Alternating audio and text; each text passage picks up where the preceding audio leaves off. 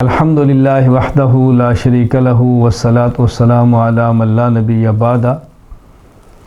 قربانی جس طرح آدمی اپنی طرف سے کرتا ہے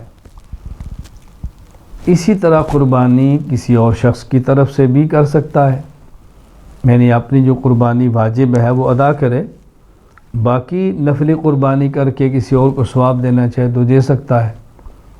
اس وقت سب سے اہم مسئلہ جو میں نے عرض کرنا ہے وہ ہے قربانی کرنا رسول اکرم صلی اللہ علیہ وسلم کی جانب سے، حضور اکرم صلی اللہ علیہ وسلم کی طرف سے قربانی کرنا کیسا ہے؟ سبحان اللہ۔ السنن الکبریٰ للبیہقی میں روایت موجود ہے حضرت علی رضی اللہ تعالیٰ عنہ کے بارے میں۔ حضرت علی رضی اللہ تعالیٰ عنہ کے پاس قربانی کے دن دمبا پیش کیا گیا، قربانی کرنے کے لیے، ذبح کرنے کے لیے حضرت علی رضی اللہ عنہ کی خدمت میں دمبا لایا گیا۔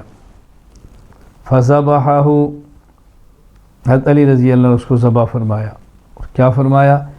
بسم اللہ اللہم منک ولک ومن محمد لک، اے اللہ میں آپ کے نام سے ذبح کرتا ہوں اور آپ کے عطا کیے ہوئے مال سے کرتا ہوں، آپ کے لیے کرتا ہوں اور آپ کے حبیب حضرت محمد صلی اللہ علیہ وسلم کی طرف سے کرتا ہوں۔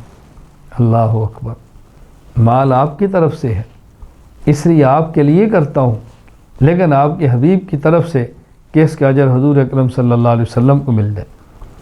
ثم امر بہ فتصدق بہ، اللہ فرمایا کہ اب یہ مال ہے، یہ جانور ہے، اس کا صدقہ کر دو، گوشت تقسیم کر دو۔ سبحان اللہ۔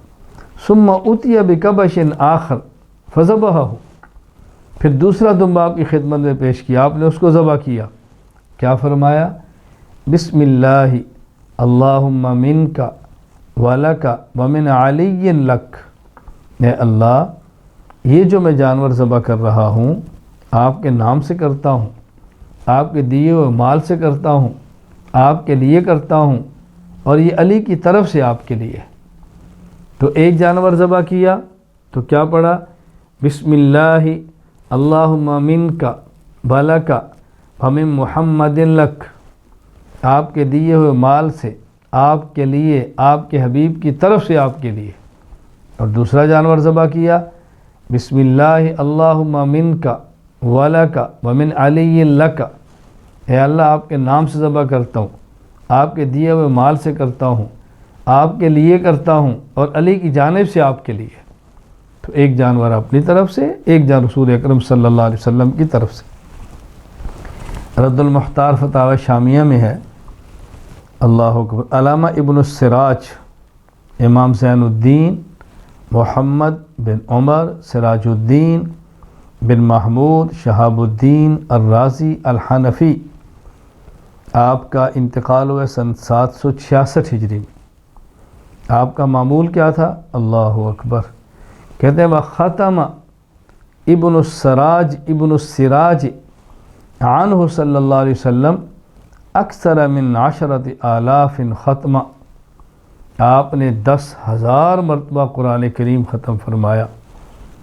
وضحى عنہ، اور قربانی بھی کی رسول اکرم صلی اللہ علیہ وسلم کی جانب سے۔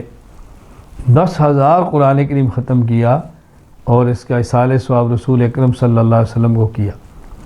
حضرت علامہ شامی فرماتے ہیں قول علمائنا لہ ان یجعل ثواب عملہ لغیرہ یدخل فیہ النبی صلی اللہ علیہ وسلم، ایصال ثواب کا حاصل یہ ہے کہ آدمی اپنے عمل کا ثواب کسی کو دے، اور کسی میں تو نبی کریم صلی اللہ علیہ وسلم بھی ہے، بلکہ عجیب بات فرمائی فَإِنَّهُ أَحَقُّ بِذَلِكَ، رسول اکرم صلی اللہ علیہ وسلم تو سب سے زیادہ اس بات کے حقدار ہیں کہ آپ کے لیے ایصال ثواب کیا جائے۔ کیوں؟ حیث انقذنا من الضلال وفی ذلک نوع شکر، رسول اکرم صلی اللہ علیہ وسلم نے ہمیں گمراہی سے نکالا ہے، تو یہ آپ کا شکریہ ادا کرنے کے لیے بھی ایک طریقہ ہے کہ سارے ثواب کیا جائے۔ حضور ہم آپ کا شکریہ ادا کرتے ہیں ہم آپ کا شکریہ ادا کرتے ہیں کہ آپ نے محنت فرمائی اور ہم ہدایت کی طرف آئے اور ضلالت و گمراہی سے نکل آئے۔ خلاصہ یہ ہے کہ قربانی رسول اکرم صلی اللہ علیہ وسلم کی طرف سے کرنی جائز ہے، بلکہ کرنی چاہیے۔ مسلمانوں کے پاس، مسلمانوں میں سے ہر وہ شخص جس کے پاس اسباب موجود ہوں اس کو اس کا اہتمام کرنا چاہیے۔ اللہ تعالی ہم سب کو توفیق عطا فرمائے۔ وآخر دعوانا الحمد للہ رب العالمین۔